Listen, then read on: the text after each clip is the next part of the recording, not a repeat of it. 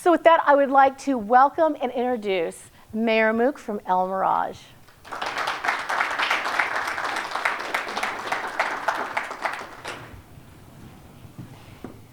Thank you so much for inviting me. Thank you for coming. Now, I am not a professional speaker. I was not a politician before getting this job 8 years ago, and I'm still not a big speaker. So I asked that these questions be written out, and I had staff go through everything, make sure I'm saying the right, true, honest kind of things. And so that's how I plan to answer the questions that are on here. Terrific. Some will be reading and some will be off the cuff, but that's the plan. Terrific, thank you. So we're gonna start off with that really big, broad question, that big picture question. What's your vision of El Mirage in 5 years and 10 years from now? We have started a huge plan and a huge project in our roads. When I first was elected in 2010, I went to a major landowner in El Mirage and said, you know, we've got all of this farmland that's basically south of Peoria to northern. What can be done? What can you do? How can we help change some of this farmland into revenue generating land for the City of El Mirage? We really don't have that much in the way of large business, and mostly we had the farmland going on and a lot of little small businesses. So as some of you may know, housing only generates a certain amount of property tax and revenue in a city, so most cities are looking for commercial properties of one kind or another. We really didn't have that many, and from the land that was available for that, we really didn't have much infrastructure in there. So they told me one word: roads. So we went through, back then in 2010, Northern Parkway was just barely thought of. Now Northern Parkway comes all the way up to Dysart, and our piece of that land development starts later this year, late this year, beginning of next year. So our little 2-mile stretch will be completed within that time. Pretty much we tore apart most of the roads we have. And if you've driven through El Mirage during the last year and a half, you know what I mean. But Thunderbird Road is pretty much done from 127th Avenue clear over to Thompson Ranch Road. And when we did a little fixing up on Thompson Ranch Road as well. The El Mirage Road is right in front of our City Hall right now, ripped up, but that's going to be paved within the next very few weeks. But it's finished all the way up to Santa Fe, which is where the Rio Mirage restaurant is on Santa Fe and Grand Avenue. So that stretch is completely done to nearly the City Hall. So the county has a piece that they are doing from our park to Northern. That's the county piece. That's the last piece. And that will be finished this year. Then we have a new section that's going to be started on our frontage road from Greenway to Thompson Ranch Road. The west side of the frontage road, not the BNSF side, our side, is going to be completely remodeled. So we'll have new sidewalks, new lighting, benches, better redo the whole street in there. And it's in an effort to encourage businesses to come in and say, look, we're cleaning this up, we're trying to make it more presentable, and we encourage you to take a look at it. One of our biggest problems is we really don't have business-ready buildings in all parts. There's very, very few buildings that are already built to to accommodate businesses. So we've gone through and picked up a lot of these lots that had to be secured from doing the roads on Thunderbird Road, El Mirage Road. And as a matter of fact, we had a sale last council meeting that we approved, and I believe there were 8 or 10 lots that were purchased. So that's very encouraging that people, picked up all of those different properties. We still have a few left, but most of them that were open were four homes, and I think 4 businesses were bought when we did our road project on Thunderbird Road. So roads and infrastructure. We're putting sewer in, we're putting water in, and all those kind of things. So we're ready for businesses. And as a matter of fact, we have our general plan on a 5 and 10 year section. We have 1,400 acres of foreign trade zone. So we are working with GPEC on that. So I answered several of your questions in here, I think. Yeah, and we can, and it all ties together. Yeah, it all ties together, and you can expound as we go through and expand on some of those. If you are not familiar with the road projects that El Mirage has been working on, you can go to wemargad.org, go to El Mirage. More's coming. wemargad.org, go to El Mirage, and you can find the El Mirage general plan there, that 5 and 10 year plan. You can also find the details about particularly that Thunderbird project, which was massive and made such a huge improvement, but it did provide a lot of traffic issues during that construction time. But it's huge, those road improvements.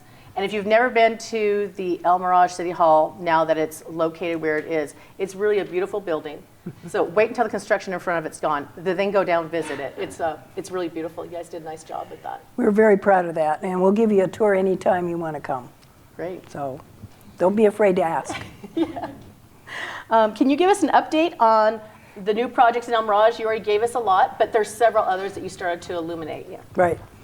The Butler Avenue is an area that's coming off the Northern Parkway, and we have a number of larger businesses down in there that we wanted to fix the road, make it better. So it's working on that. And Dysart Road, I can brag a little bit on this one.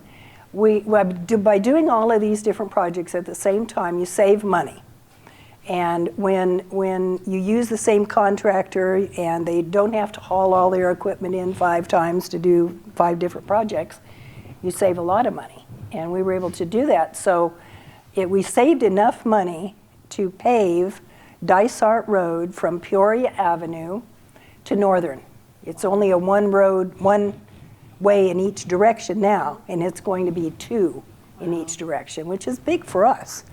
But we saved enough money to be able to do that. Yes, yes. And we need to do that. El Mirage will be really great, by the end of this year.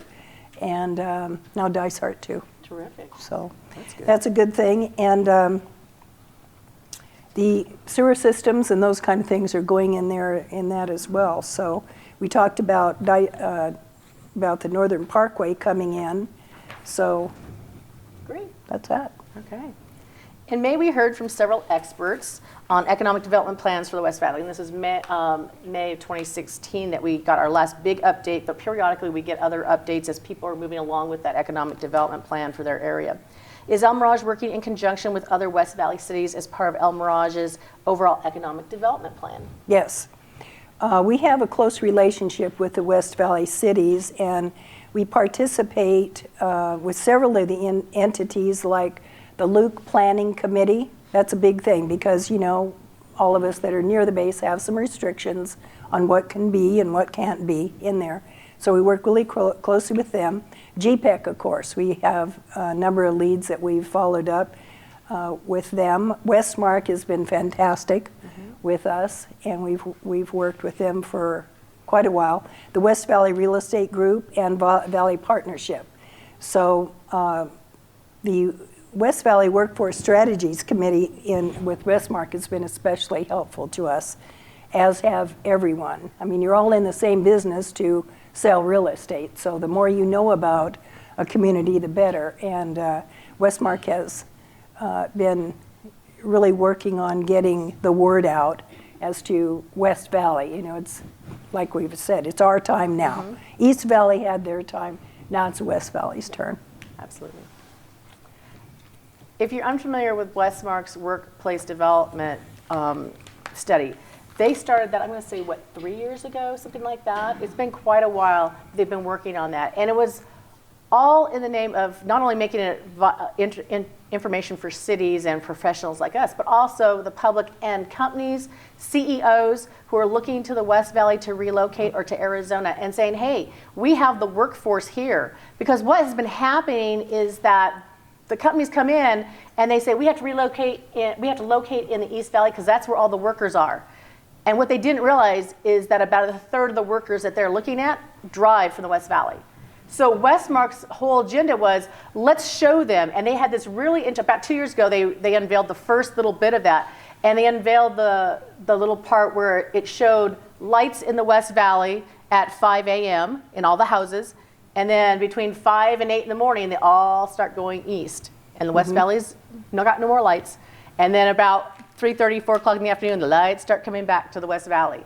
It was really a dynamic introduction. And now they have gone further, and they have put so much information together. So the cities are able to use that information. So when a company comes to a city and says, we're thinking about relocating our manufacturing plant or our research facility or our headquarters here in your city, the cities can grab some of that detailed information and say, well, let me tell you about our city and the West Valley. And I've got to say, the cities have worked really remarkably well. In 2016, when the cities started talking about we're working together, a lot of us didn't think that they're going to be working together. They work together amazing. They will actually introduce someone who's looked at their city and they just don't have quite what they want, and they'll introduce them to economic development in one of the other West Valley cities who has what they need. And they do that back and forth. And one of the reasons we're seeing this dynamic change in the West Valley is because cities like El Mirage work with the other cities around them. So it's a West Valley regional economic development plan, and that is amazing. So just the cities doing that, thank you to your city and the other cities for working together. It has made such a huge change. It's terrific. Well, we have been saying for many years now, if someone wants to live in the West Valley, that's great. We hope they come to us, but if they don't, we're still going to benefit from those people coming to the West Valley because they're going to come to our stores, they're going to employ our people, and it's still a great partnership to have working with all these different cities and different companies and whatnot, because even if it's not located within our city, we're going to benefit. And we appreciate all the businesses and the people who moved to our area. The other piece of information that we were able to get, and I've been a part of that, I'm on the executive committee with Maricopa Association of Governments. They have done huge studies and have research concerning where people are locating and what that workforce is and what's being built and where they live and where they go to work. And you can get on their website and look all of that up. It's really, for realtors, it's extremely beneficial. Amazing resource. And if you go to wemargad.org, we actually have links to a lot of, it's MAG, M-A-G is what you'll hear it referred to, Maricopa Association of Governments. We have links. So a lot of them are maps. Some of it, so you can go in, and the interactive maps are fantastic because you can zoom into where you want to look and get that information, that data. So yes. And they move. Yeah. These maps actually move with the traffic and whatnot. So it's pretty amazing, some of the information they have. So yes, definitely check that out. How is the revitalization effort in Old El Mirage coming along? It's working very well. One of the things we were able to do a few years ago was to partner with ADEQ, and we actually paved all the alleys. Now, might not think, well, that's not that big a deal, but it really is when you're looking at an older section of town where you've got these dirt alleys, and every time any kind of vehicle goes through there, especially kids and even bikes, raises the dust and makes a mess and whatever. And so we've done the revitalization in the alleys, and it's also cleaned up growth of weeds and all those kind of things that were up against fences. And it made it more difficult for people to hide and carry on things they probably shouldn't be carrying on with. And so the police department likes it a lot. Yeah. So property owners like it a lot. And it actually opened up some ways for people to start using their backyards. Since that was all cleaned up, they can use fencing, you know, putting new fencing in, and open up some of those gates that have been blocked off for many years. So they really like that. Nice. So we've done that. But the other thing that we did, we partnered with a company that used to be, I believe, in Nevada, and they had this pavement preservation program, brand new to Arizona. No one here had thought about using it. So they approached us, gave us a whopping deal to say, hey, if you'll use it and test it out for us, and if it works, then we'll spread the word and all that kind of thing. Well, needless to say, it worked out fantastic. So depending on the size of cracks that are in and I'm not an engineer, you can tell that, the size of the cracks determine which kind of treatment gets put on that particular street. And we've done nearly all of our streets now over the years. Every 2 years, I believe, they get another little shot of this stuff. And it has worked fantastic. And several of the other cities have started using it. Oh, wow. So we're really proud of that we were, you know, innovative and, you know, on the ground floor. And it saves a lot of money to the taxpayer, because if you treat those cracks early enough and whatnot, you're not going to have to go back and put the big costing, you know, pavement preservation thing on that. So that was one thing we've done throughout the whole city. Oh, that's nice. So let's see here. Please update us on efforts to attract and assist new and existing business to move into El Mirage. You have a large number of small businesses and individual franchisees. How do you make sure El Mirage is friendly to new and current business owners? We have economic director, development director, who is really good at that. Mm-hmm. And we try to partner with them and give them the best possible deal we can. Now we've got these different properties that are available because we acquired them, you know, during the street processing thing. So those are now on the market.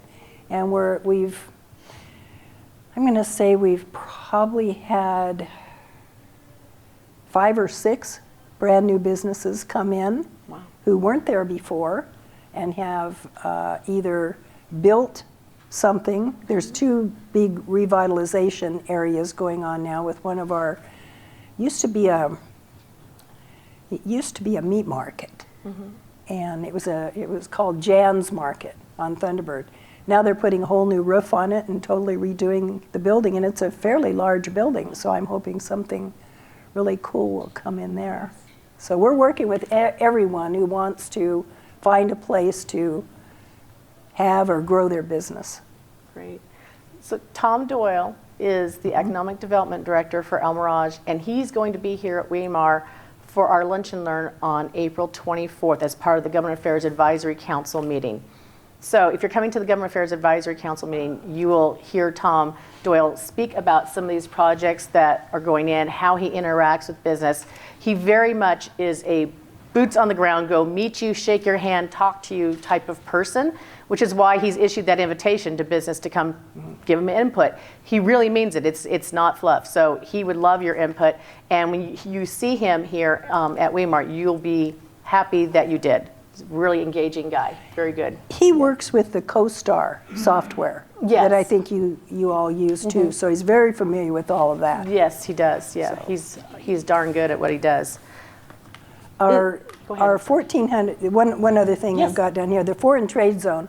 We have 1,400 acres of single family owned land in a designated foreign trade zone. And the city has submitted over 20 lead proposals to various GPEC leads in light manufacturing and food processing, steel fabrication, and distribution centers, to name a few. EPCOR just built a brand new building there. It's beautiful. We had a little tour and a ribbon cutting last week. We have and I can't say who, but we have a nationwide steel fabricating company coming. And it's in that same area. We also have a medical marijuana indoor plant being built in that same area, very large one. So all of this road building and straightening around of things is working, and we're really, really thrilled And about it. is that in the southern part of the city? Yes. It's all south of Peoria. Right. All the light industrial, and that is south of Peoria. And one of the, if you look on a map, one of the great things about that part of El Mirage is that you actually have a rail spur that comes up there. So think about the potential with a rail spur there. It's amazing. And Tom does a great job about thinking about what is a great use for that and keeping in mind what that means. So it's not just willy-nilly. This is really well thought out planning that's happening. So That particular area, the rail spur, we just got the okay recently from BNSF that yes, we're putting that in. So that's huge. that is really huge. big, yes. Is El Mirage actively courting businesses from other states or countries? We are. We're working with GPEC on that, and Okay. Tom is the expert on those kind of things. A lot of things you can't really talk about until, they're all code names for, Yeah. and I'm not that familiar with that part of the business, but when a company comes in, then they'll call, and I'll go meet them and chat to, Yes. about what's what, and they want to talk about schools, and they want to talk about, shopping and how far it is, and we have very affordable housing. We don't have great big mansions in Right. El Mirage, as you well know, but we do have some affordable housing, and half of our area is HOAs, and that helps a lot to keep property values up and whatnot. You're working well with your HOA, so that's good that they're aware of that.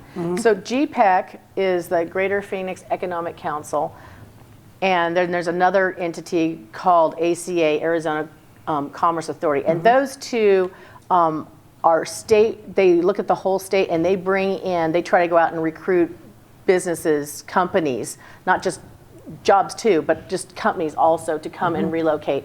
So when the mayor talks about these leads that she's getting, that's where she's getting it, is from an entity whose job it is to bring in those leads to the cities.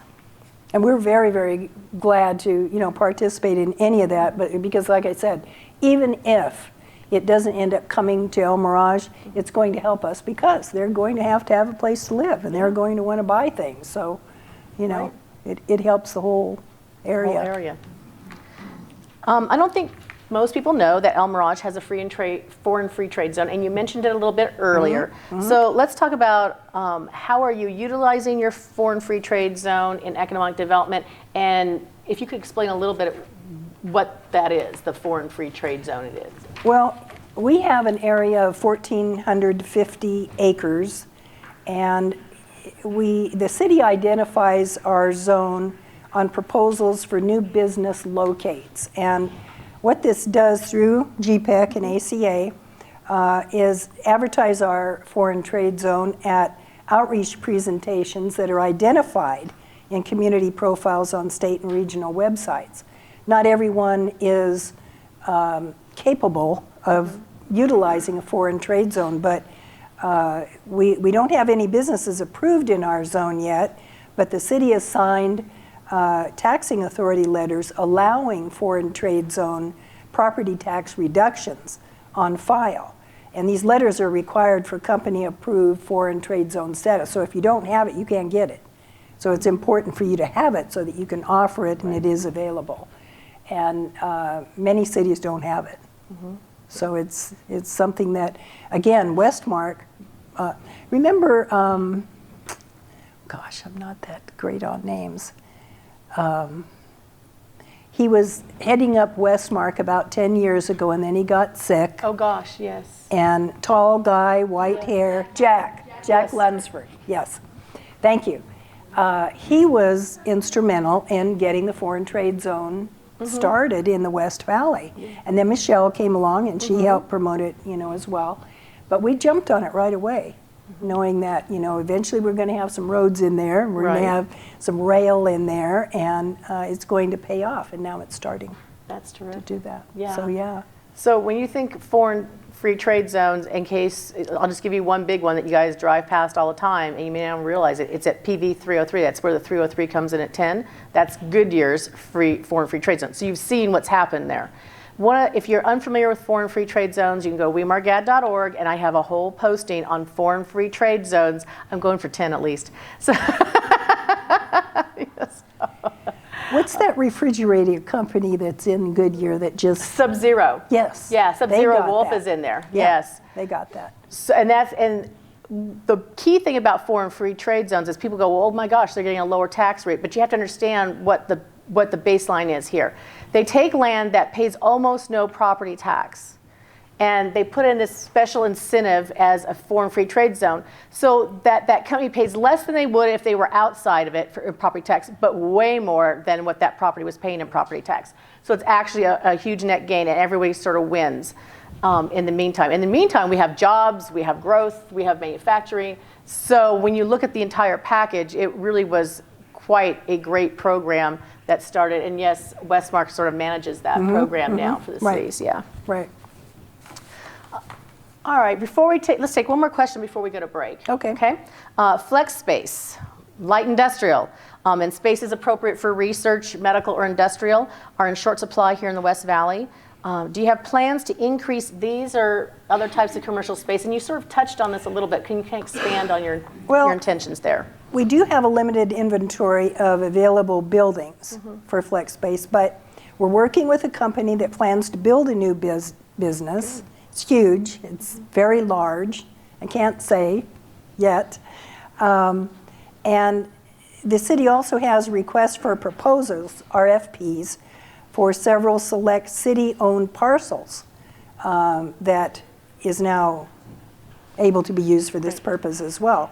And one building is our old city hall that could be converted to office space or small business utilization. Yeah, that's great. Yeah. So flex space, if you are unfamiliar with it, we have very limited amounts here in the West Valley. Our commercial agents have been asking this for over 2 years now because they have companies who want to come in. Basically, you have a small office in the front that says, hi, how are you? But the idea is that raw product comes in, and when it gets through the back end of that building, it's a product that can be sold, and it's put on a truck and taken to its location.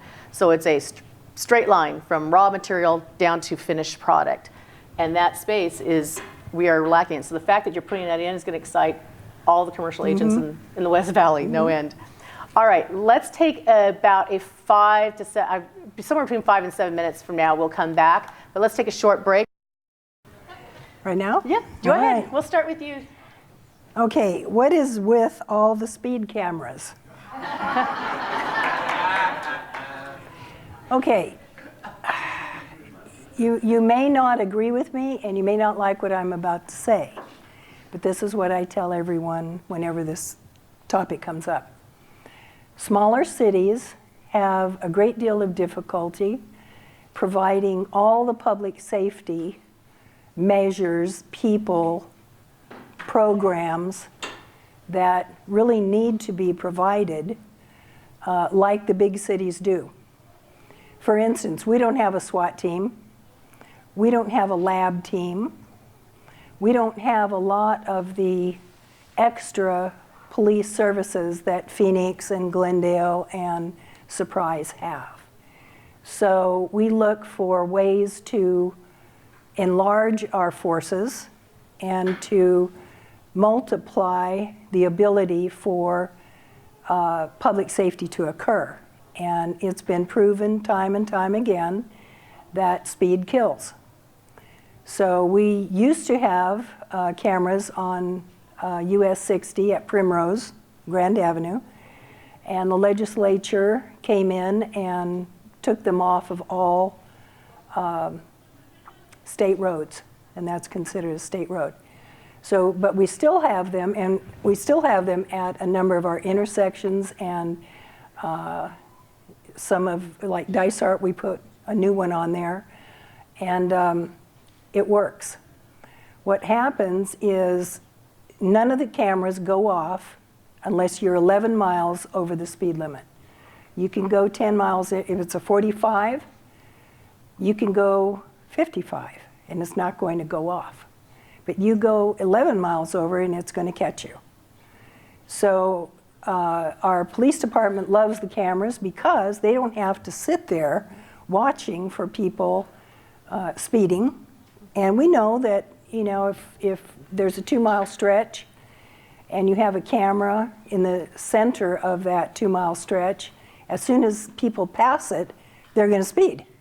Well, you know, you can't be everywhere and put a camera every quarter mile on the road.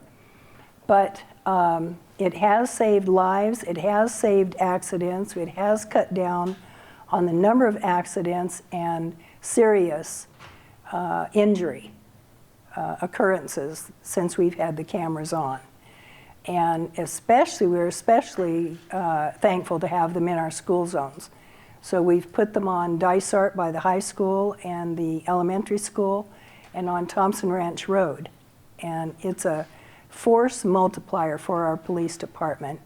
And it's beneficial to the citizens. It's not, people will say, well, it's unconstitutional, it's invading our personal rights and whatnot, but I really think that it's more important to have safety on the streets. Now, I will tell you, when we had the Primrose camera on, that thing was flashing, going crazy, you know?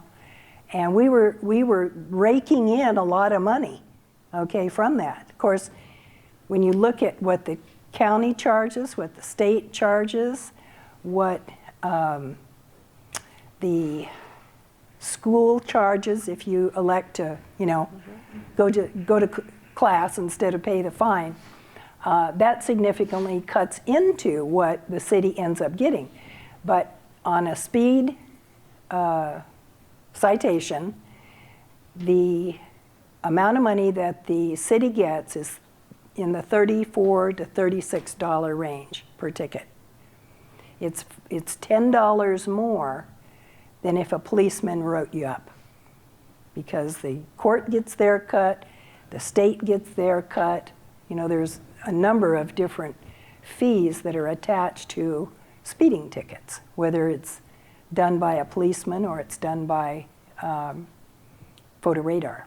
So it generates in the mid-30s, say $35 on average, actual money going into our general fund per ticket.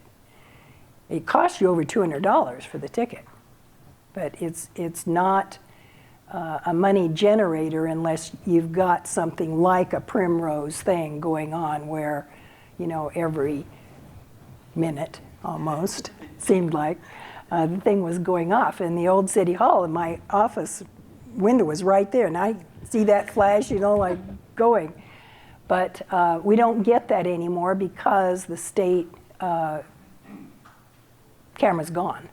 And we're just getting it throughout the city now. And we have, this past year, for the first time, had to dig into the general fund to help pay the cost of photo radar. So we are not making any money anymore on it. So that's, from my mouth to yours, that's exactly what's going on. But it is saving lives, and it is decreasing the number of accidents on our streets. So we intend to continue it unless the legislature takes it totally away from us. Is there any question about that? I'm glad to answer. Yes? So the City of El Mirage had to do the maintenance on those cameras? No.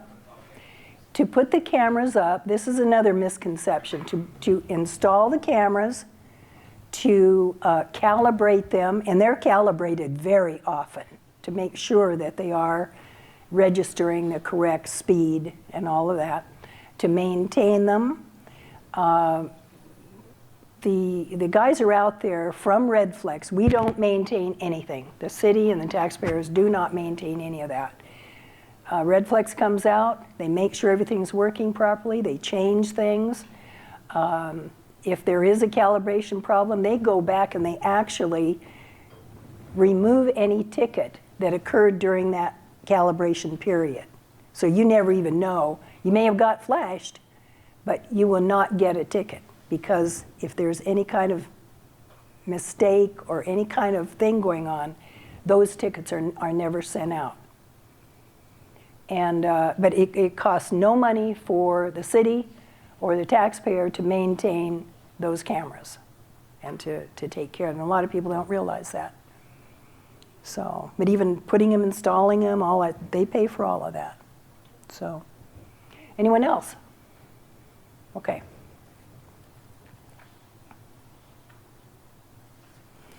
Will there be any designated traffic lanes for the industrial business like semis? Whose question is that, and where did you mean?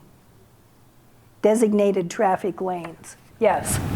So, because a lot of people in this room I know are surprise agents that live in surprise. Yes. Going through El Mirage is common. Yes. The traffic it's just because of the construction, traffic is worse.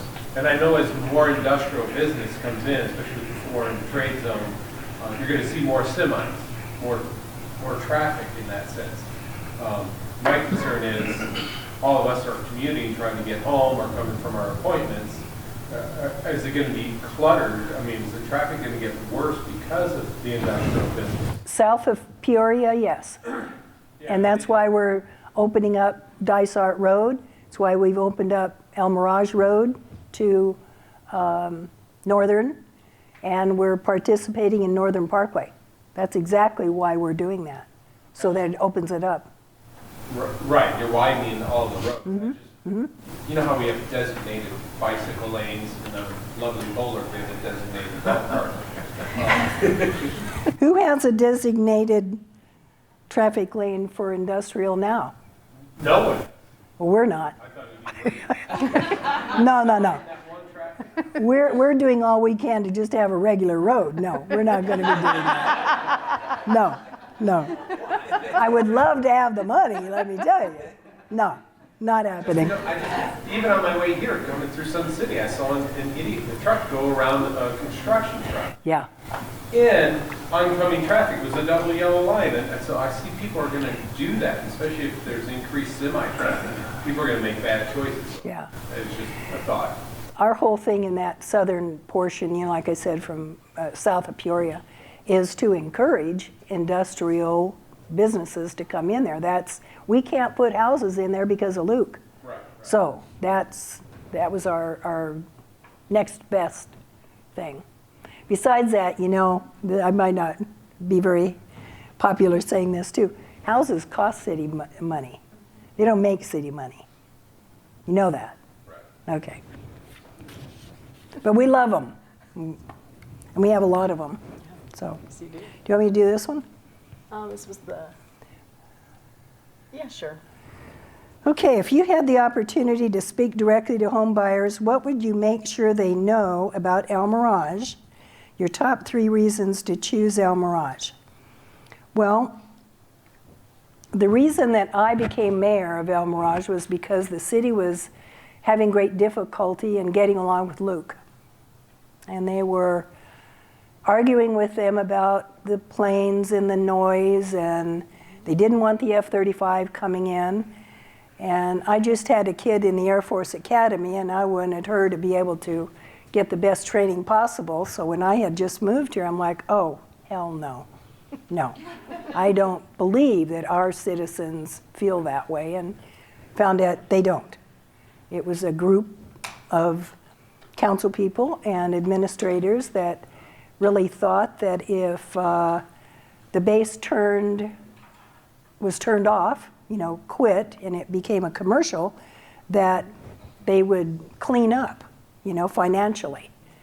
And fortunately, our residents did not feel that way, so we fought it and we won. So we are a Luke Air Force Base friendly city, and we're very proud to be there and to welcome all the military families. And we work with Luke a lot with our YMCA and whatnot to provide programs for our military and give them good breaks on that kind of stuff. So that plus affordable housing, you know. We do have a number of rentals, probably more rentals than we might, you know, have thought we would be happy with, but it's providing housing to a lot of the military families, and we're very, very pleased to be able to do that. We know that they're only going to be there 2, 3, 4 years, but that's okay. It's worked out well for us, and we're working with it.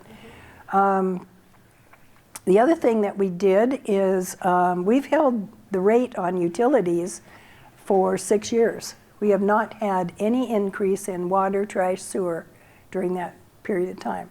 I'm hoping we can continue that, but we did a rate study with Red Oak, and they told us 7 years ago, you're going to have to increase 10% for 2 years, and then you're done, because they hadn't had any rate increases the previous 6 or 8 years.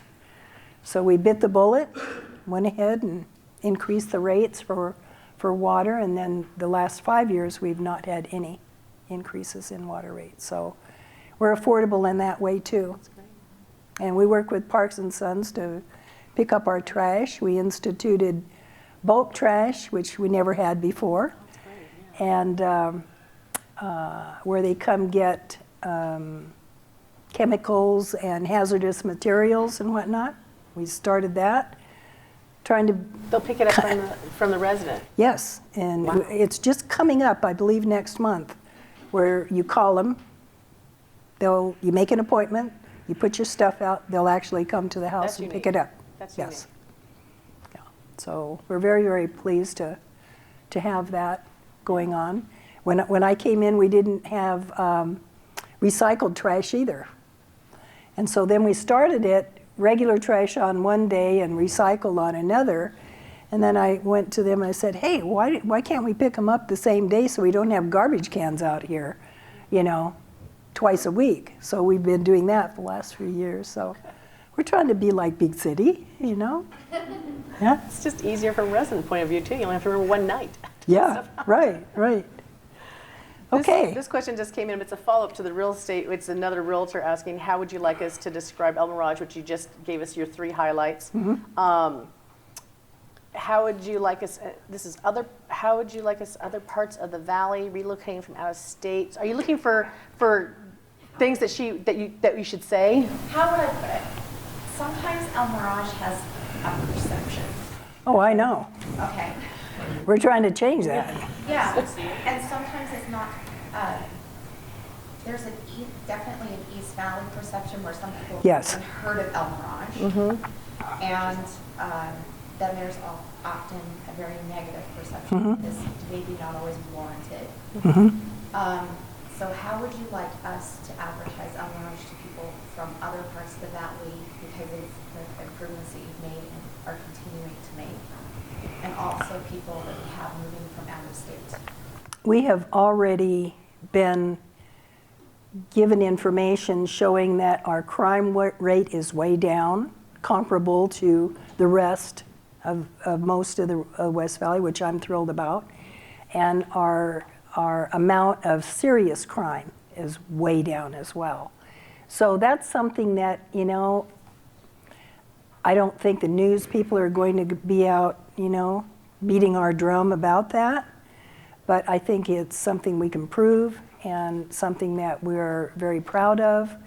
We are, as a matter of fact, we've just increased our patrols to a 5th patrol. So, which is huge in a small city to have a whole new squad.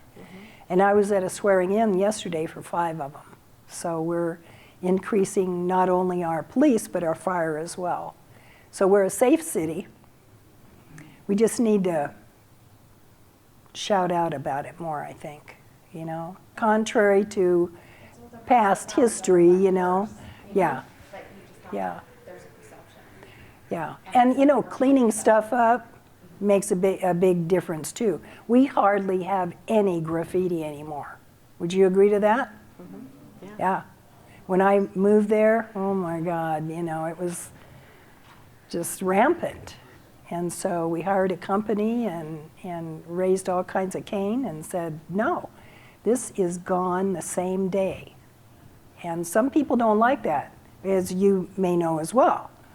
Because if we have a graffiti on their fence, we say, today. Get it gone today. And the HOAs get kind of snippy about it, you know, but it works. And there's very, very little graffiti. Great. And the railroad bridge is not ours. That's BNSF and ADOT's bridge. But we go out there sometimes, you know, going to Youngtown. Yeah. We go out there a lot of times and cover it up just because we don't want it to show. That's the entrance to It is. your city. Yeah, yeah. Good for you. And I've threatened to go out there and just paint that whole bridge, you know, but I don't want to cause a war with BNSF. They're good to us. So, yes. One of the He has least a- I'm sorry, has a did you have a question. question? Yes. Well, in light of this conversation, sometimes neighborhoods will be given incentives for the residents to clean up their properties or modern homes and all that. Be careful about this, but I used to live there. Grand Avenue is El Mirage's version of the New York Turnpike, or the New Jersey Turnpike. And you have a strip along there. And is there anything that encourages people there to dress up the image? Clean it up? Yeah.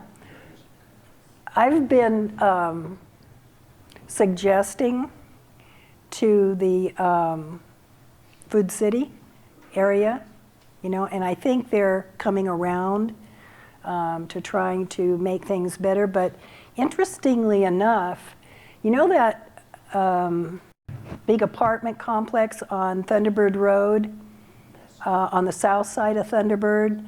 Had you noticed before the road project started how kind of ratty it was beginning to look? I know there's better words than that, but they, without being asked, without getting any kind of notices, whatever, halfway through the road project, they totally repainted and cleaned everything up. And I sent them a letter and thanked them for, you know, making the effort and making it look so much nicer and whatnot. So that has happened with several of the other buildings on Thunderbird Road.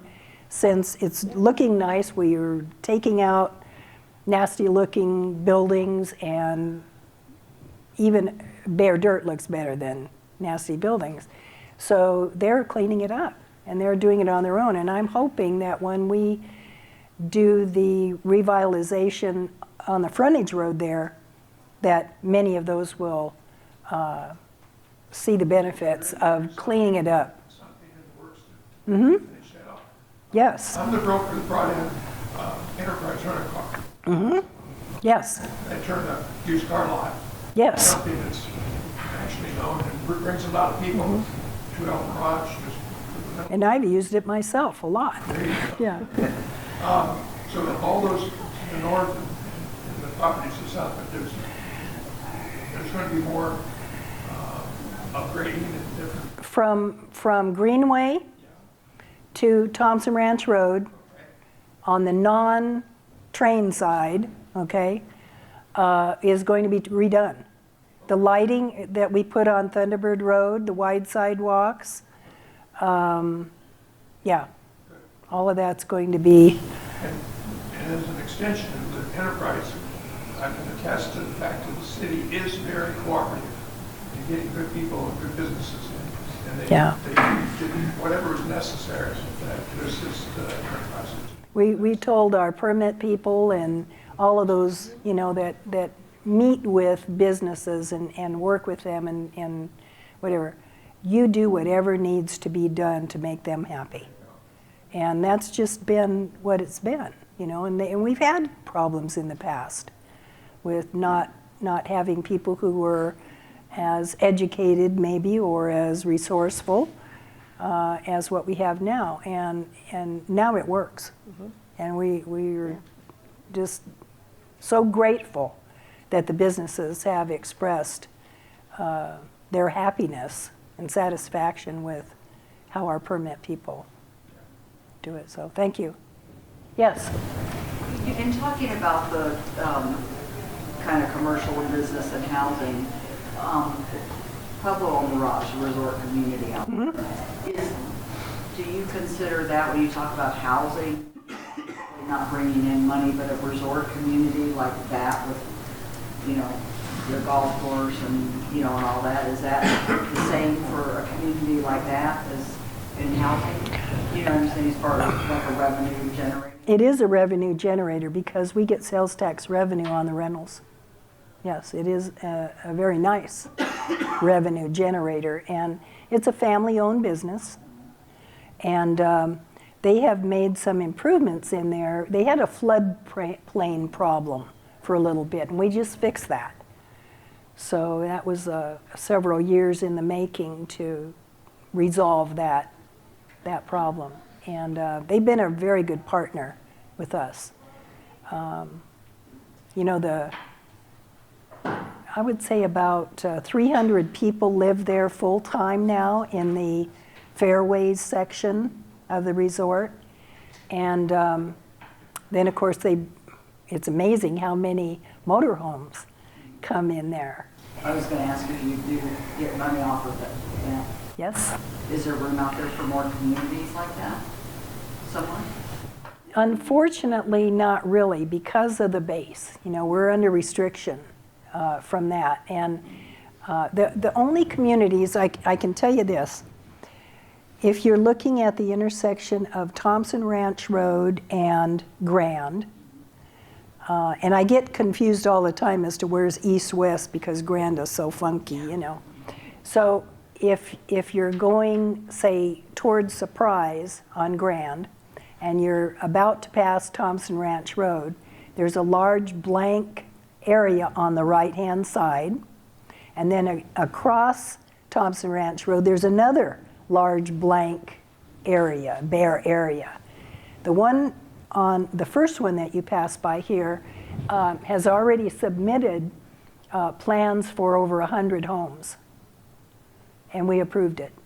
So that's coming in, but then there's going to be some commercial along the front of that on Thompson Ranch Road, but there'll be homes on that section, and supposedly the plan is to put some on the other side too.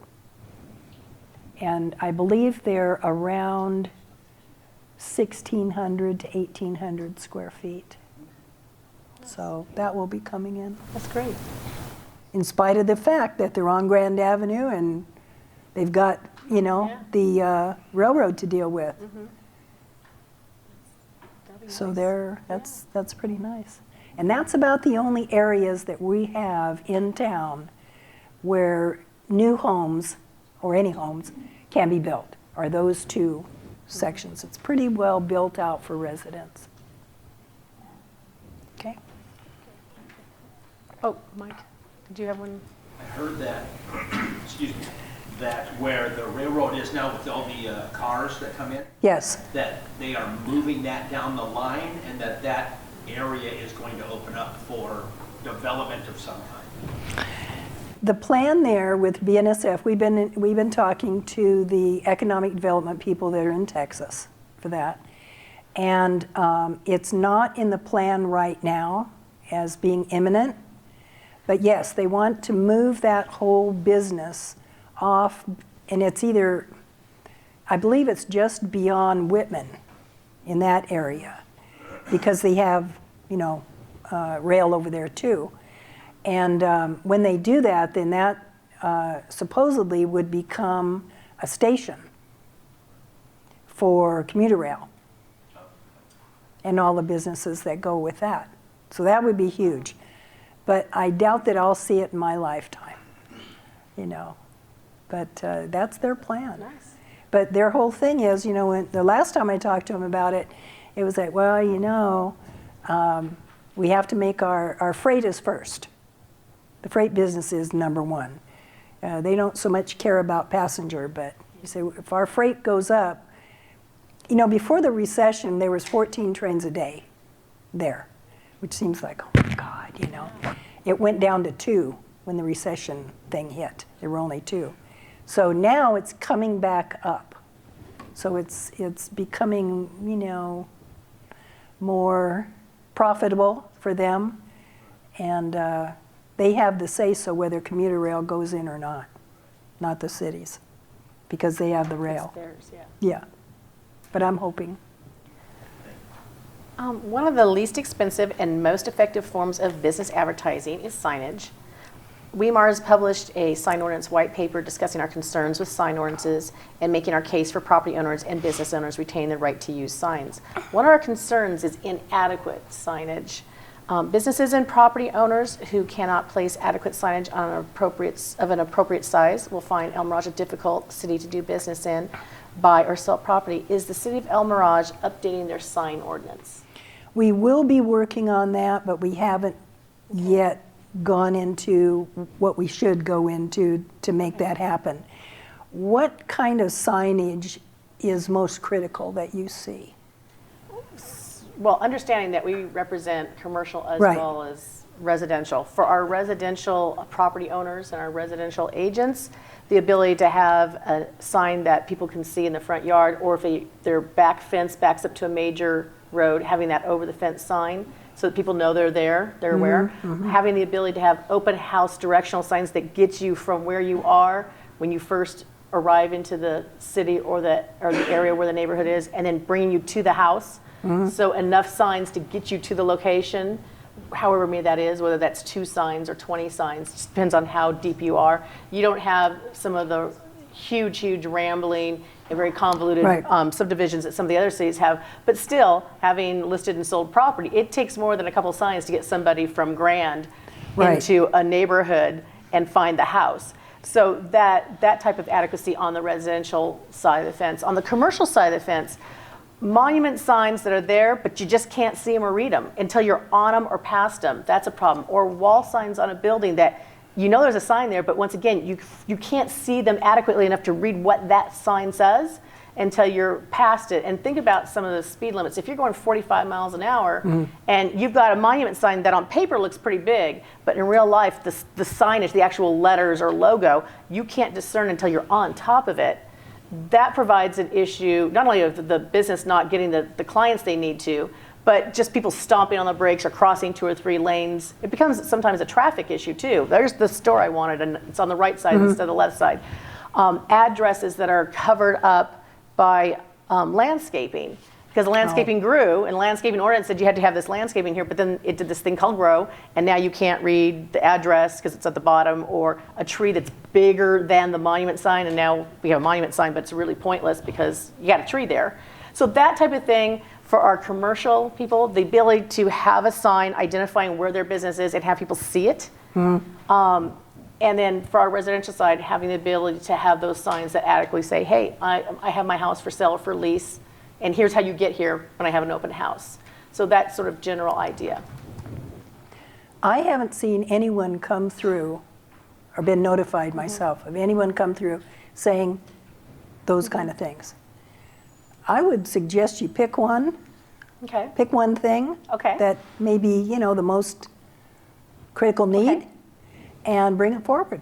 Okay. Show what some other cities around us do. Great. Say, look, we're realtors, we're having to compete. We would like, you cleaned up your town, we would like to sell more houses, or we would like to encourage more businesses, but the signage is a problem. Okay, great. Bring it forward to planning and zoning Okay. and see what they say. And even if they say no, council Terrific. can override anything, Right. okay? But show why you Okay. would like to have a little bit better, sign plan. Terrific.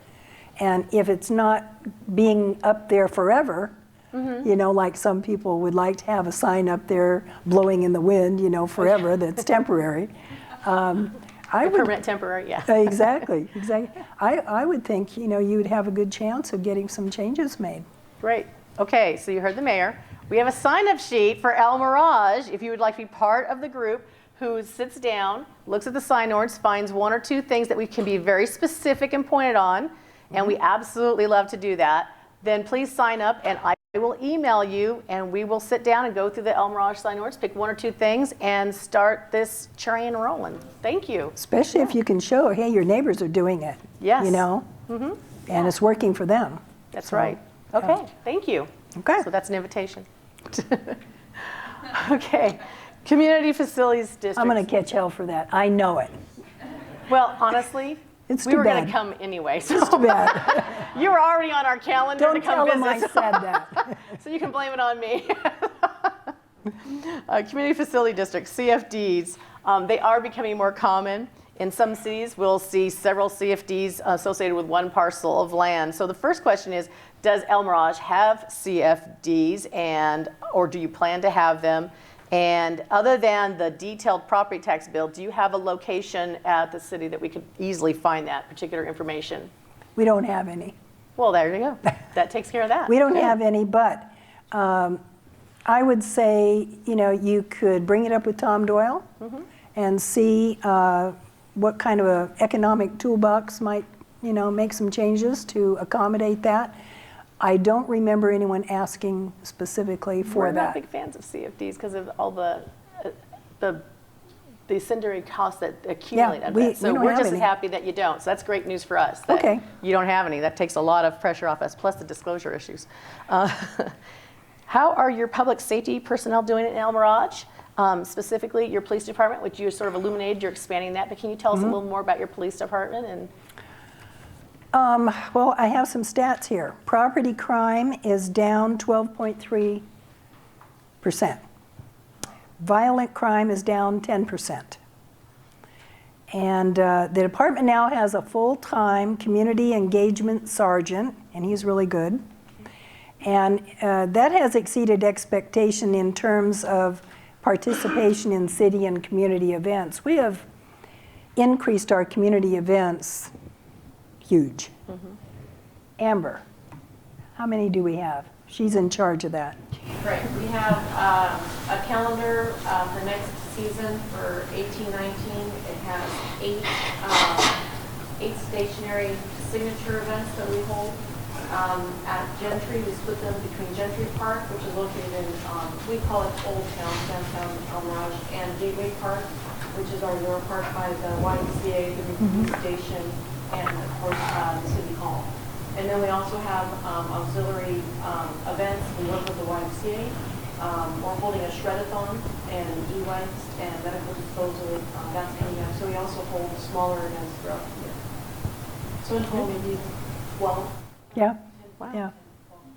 And each one of them, you know, we started out like any city does, you know, and it's usually, you know, kind of lightly attended because they didn't really know exactly.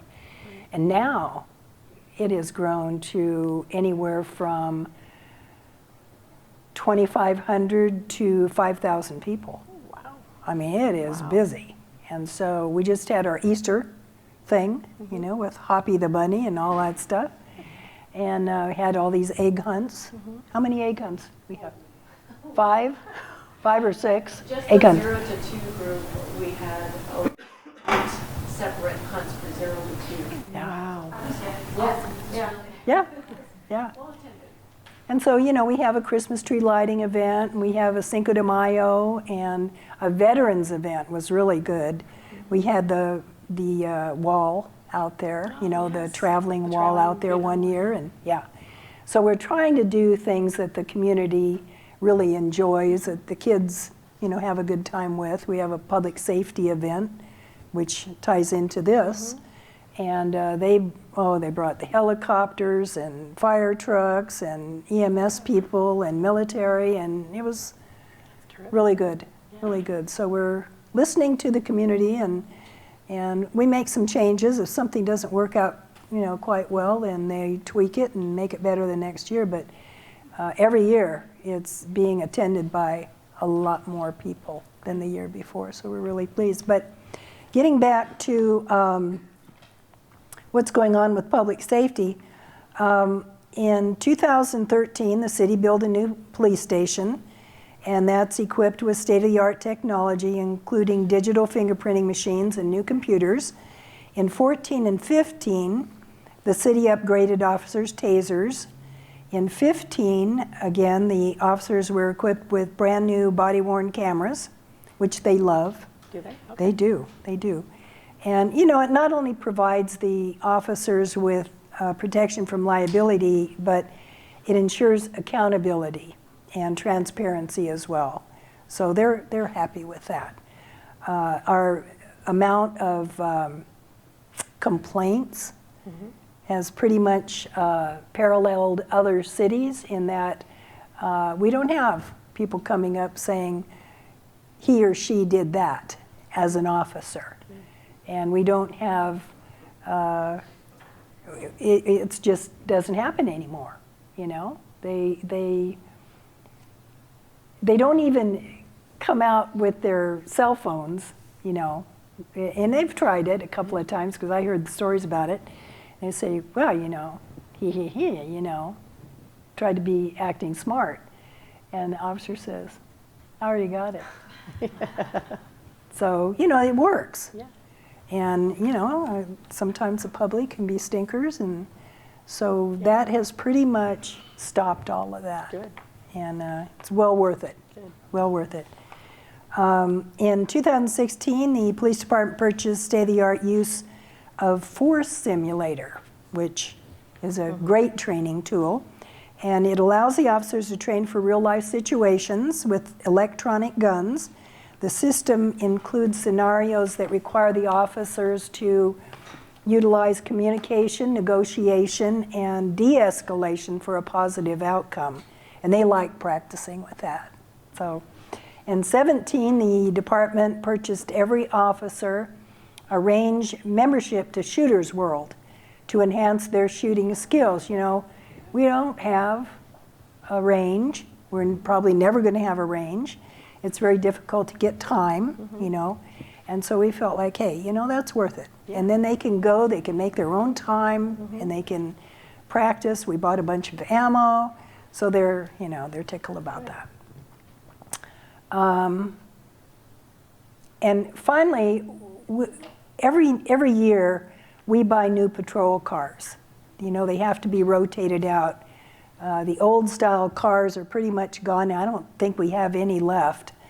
And, but this year the police department anticipates an upgrade to the mobile data computers in every police car as well. And that's not cheap. But that software enables the officers to streamline the police reports, do them more quickly, and to get it over with and done with, rather than having to go back to the station and, you know, mess around doing that. So they really like being able to do that. So the efficiency of the police force is increased and decreased the time that the officers spend out of service working to try to complete the paperwork. And honestly, I would compare our PD to any other city's PD. We have a great group of men and women and support staff. I'm very, very proud of that. So we probably have time for one, maybe two more questions. So I'm going to skip ahead to the question 16 on 15 and 16, and maybe we can sort of combine these since it's a similar subject. Okay. In November 2016 meeting minutes, your deputy city manager explains that there are 3 enterprise funds, which are water, sewer, and sanitation funds. Can you tell us what enterprise funds are, how the city receives them, and then are those enterprise funds the only funds used for water, sewer, and sanitation? Okay. The funds are an accounting tool used to specifically group certain assets, liabilities, revenues, and expenses. And enterprise funds charge for the services that are provided. Ideally, you don't commingle funds. That's kind of a big thing about those. So they take the form of the rates charged on an account.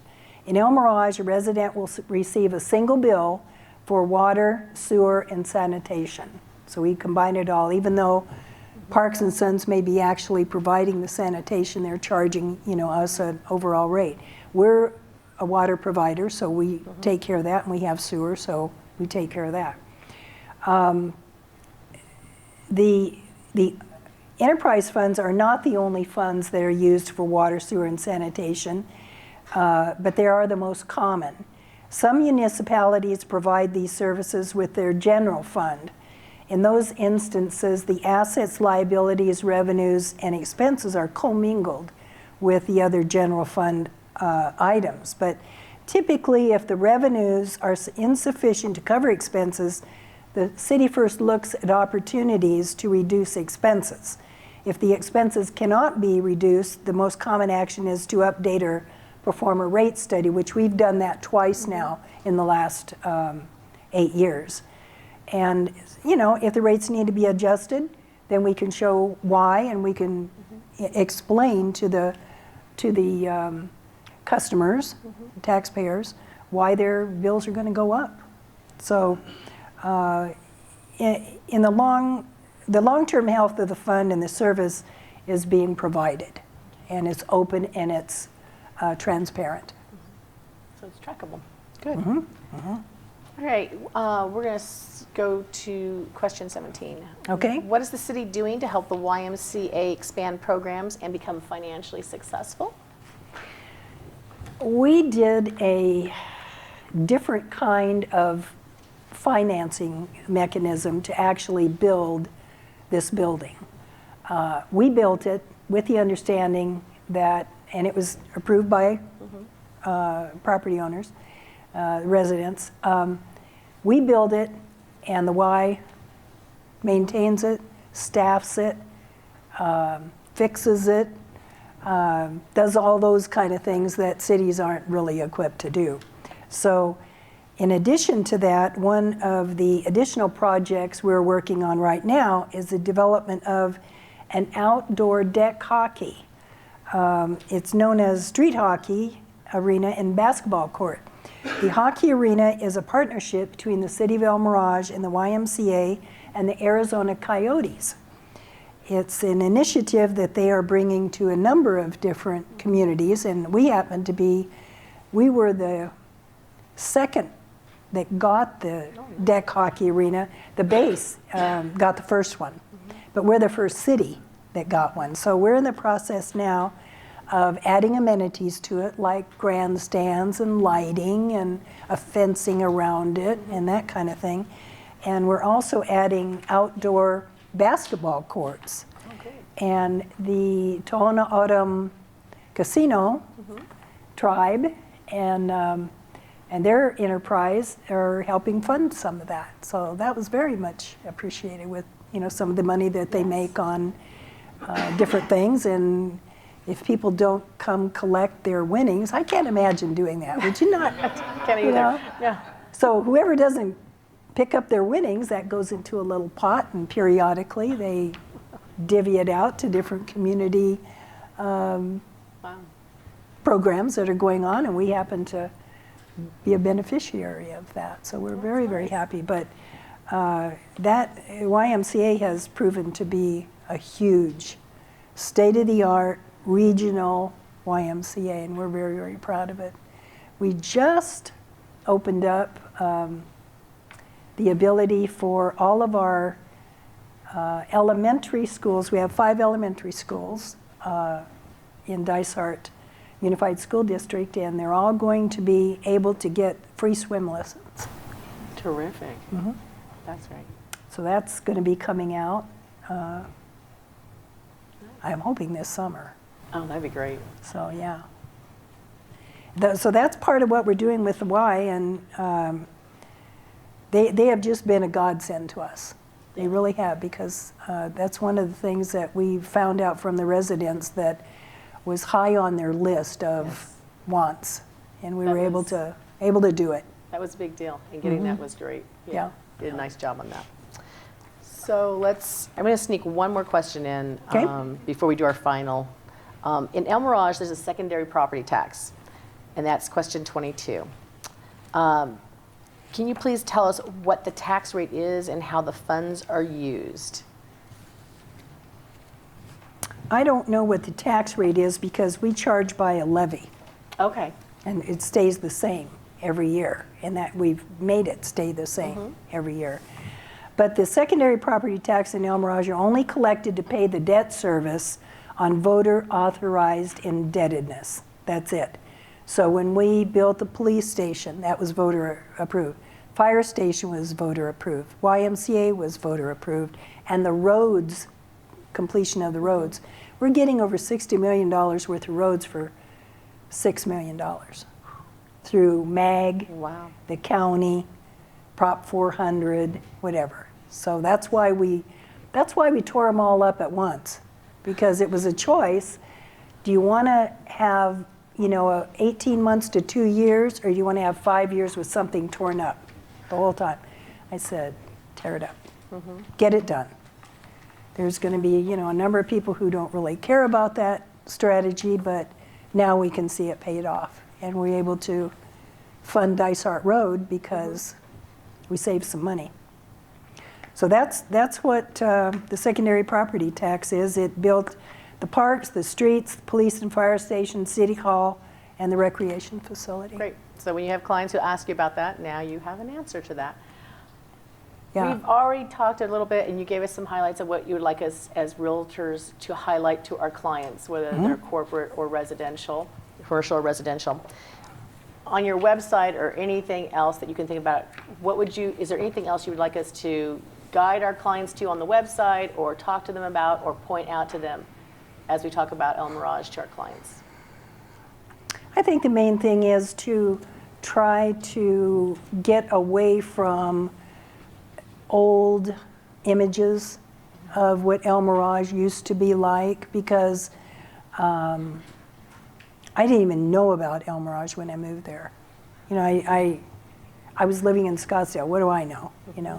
My husband wanted to play golf, and he played every day, and so we wanted to be more on the west side, and so we actually moved into Pueblo temporarily. I bought one of the houses in the fairways, and then decided it was too small, so we went to Rancho El Mirage, bought a house there, and then he passed away while we were there, and I couldn't stay there anymore in the house. So I bought a house in Cactus Park, and I've been there about 5 years now. But I think the city has evolved, and we're making some really good changes, and we're trying our best to show that, we're not a bunch of thugs that are, doing graffiti all over the town and don't care about property taxes or our schools or that kind of thing. And it's really beginning to show. I know we still have some ways to go, but we're evolving, and we can't grow anymore because we're landlocked, but we're trying to improve what we have. And I think you're doing a really nice job. It's starting to show, so you're right. All that. Well, this behind kind the of scenes thing work, helps too, being able to talk to realtors about things. And Absolutely. you can always call me and ask a question. If I can't pick up the phone right then and there, leave a message, I will call you back. I answer everything. So, And the mayor brought her business cards, so if you don't have her number, get her business card, and then you'll have her number. there's a brochure thing over there and some things that Amber brought, but that may help you kind of see it. And if you haven't been there yet, go. Yeah, Go. nice. We'll show you around. Well, I want to thank you for joining us this morning. This has been great information and a nice highlight to all the changes in El Mirage. So thank you very much for spending the morning with us. Thank you. Thank you for coming.